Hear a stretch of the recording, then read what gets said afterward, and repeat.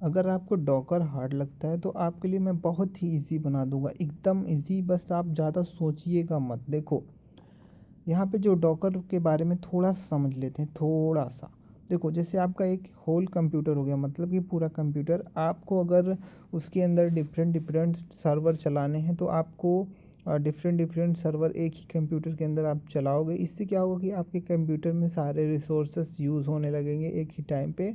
और बहुत और कौन सी फाइल कहाँ पे इंस्टॉल हुई, कौन सा सर्वर कहाँ पे रन हुआ, और कौन से लोकेशन पे सेव हुई, ये बहुत सारे यहाँ पे जो होते हैं झंझट हो जाते हैं। और भी तरीके होते हैं, जैसे कि पाइथन हो गया, जावा हो गया, हर एक तरीके का आपको यहाँ पे डिपेंडेंसीज इंस्टॉल करनी होती है कोड को रन करने के लिए, सर्वर को रन करने के लिए। तो इस केस में क्या होता है कि हमारे कंप्यूटर पे सब इंस्टॉल हो जाता है और कुछ एरर सॉल्व करते हैं तो बहुत सारी फाइलें से पड़ी रह जाती है। तो इस चीज़ को सॉल्व करता है डॉकर। डॉकर क्या होता है कि जैसे एक कंप्यूटर के अंदर मल्टीपल कंप्यूटर क्रिएट कर देता है। तो यहाँ पे कंप्यूटर हम नाम इसलिए दे रहे हैं ताकि आप समझ जाओ।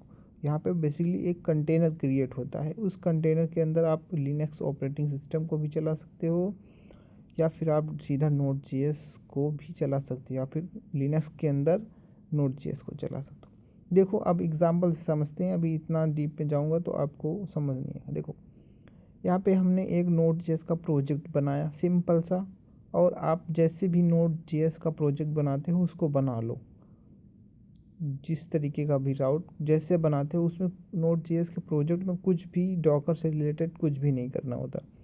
फिर उसके बाद यहाँ पे देखो, दो फाइलें अलग से बनी हुई हैं, जो डॉकर फाइल है, एक डॉकर कंपोज YML फाइल है। इन दो फाइलों को बनाओ।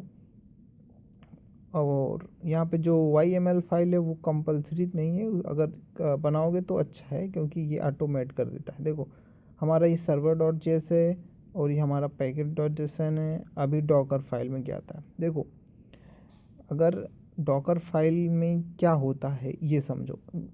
यहाँ पे सिर्फ जो चीज़ें हम लोग मैनुअल करते हैं वही होता है, बस यहाँ पे थोड़ा लिखना पड़ता है। देखो, अगर हम लोग नोड जेएस को इंस्टॉल करते हैं अपने कंप्यूटर के अंदर तो क्या करना पड़ता है कि हमें वेबसाइट पे जाके वहाँ से उसके कोड को या फिर EXE फाइल को क्लिक करके डाउनलोड करना होता है।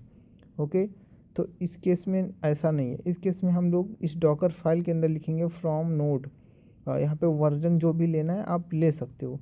तो ये क्या करेगा, जो डॉकर का ऑफिशियल वेबसाइट है वहाँ पे नोड के सारे वर्जन रखे हुए हैं, तो वहाँ से इसको उसको पुल करके यहाँ पे कंटेनर के अंदर ला के डाउनलोड कर देगा जो कंटेनर क्रिएट होगा। और वर्क DIR का मतलब है कि आप जहाँ पे वर्क कर रहे हैं, वर्किंग डायरेक्टरी, मतलब आपका जो प्रोजेक्ट है ऐप, ये वाला मेन जो ऐप है आपका नोड जीएस का, यहाँ पे मैं आपको दिखाता हूँ, ये नोड ऐप लिखा है ना, ये इसका नाम देना है बेसिकली ऐप। और यहाँ पे कॉपी पैकेट डॉट जेसन, इसको कॉपी करेगा और npm रन कर देगा, मतलब पूरे वर्किंग डायरेक्टरी में जाएगा और यहाँ से कॉपी करेगा और npm आई कर देगा, मतलब कि रन नहीं करेगा, बेसिकली आई कर देगा, और जितने भी डिपेंडेंसीज रहेंगी उसको इंस्टॉल कर देगा। फिर उसके बाद कॉपी, मतलब ये जितना भी ऐप के अंदर मटेरियल रहेगा सबको कॉपी करके रख लेगा कंटेनर के अंदर।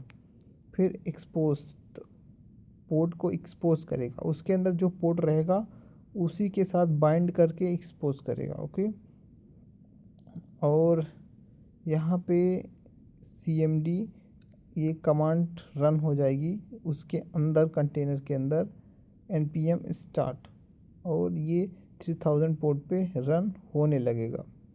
ओके, लेकिन अभी ये सिर्फ फाइल हमने लिखा है, अभी ये आगे का प्रोसेस देखो। YML में क्या लिखना है, YML में बस यही जो सेम चीज़ है लिखना है, जैसे कि यहाँ पे कुछ चीज़ें हैं उसको ही लिखना है।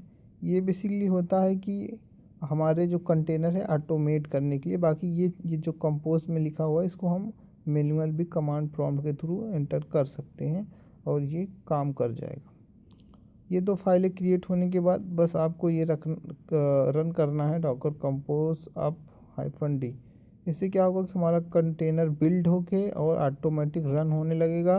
उसका अंदर का पोर्ट जो है, बाहर के पोर्ट जो हम लोग असाइन करेंगे, यहाँ पे जो 3000 दो बार लिखा है, यहाँ पे पहला वाला आप चेंज कर सकते हैं, 4 कर देंगे तो अंदर 3 रहेगा, बाहर आप कुछ भी कर सकते हो। तो बाहर जो करोगे वही आपके बाहर के कंप्यूटर पे एक्सेस होगा। कंटेनर के अंदर तो हमको कुछ नहीं एक्सेस करना है, हमको बाहर करना है। तो पहले तो अंदर पोर्ट चलेगा और अंदर वाले को बाइंड करना होता है किसी दूसरे पोर्ट से, तो जो बाइंड कर देंगे तो कहीं भी बाहर एक्सेस कर सकते हैं। इस सिचुएशन में क्या यहाँ पे बेनिफिट हुआ कि हम लोगों ने अलग इन्वायरमेंट में कोई सा भी वर्जन यूज़ कर लिया उस प्रोजेक्ट के लिए। अभी दूसरा प्रोजेक्ट बनाएंगे तो हम लोग दूसरा कंटेनर रन कर सकते हैं, और यहाँ पे अगर हमको उसको डिलीट करना है कंटेनर को, तो हमारे सिस्टम में अननेसेसरी फाइल वगैरह नहीं रहेंगी, पूरा कंटेनर डिलीट हो जाएगा, सारे Node.js के पैकेजेस डिलीट हो जाएंगे और इजीली यहाँ पे सारा काम हो जाता है कुछ सेकंडों में। अगर कुछ एक्सप्लेशन वीडियो कुछ और चाहिए, जैसे कि पूरा यहाँ पे एक्सप्लेन चाहिए आपको, तो आप कमेंट करो, मैं करके दिखाऊंगा आपको। और इस वीडियो में बस इतना ही, और भी चीज़ें होती हैं बट ये चीज़ को समझने के लिए खाली थी, इसमें कुछ ज़्यादा दिमाग पे जोर मत डालिए। अगर कुछ और सीखना है इसके बारे में तो कमेंट करिए।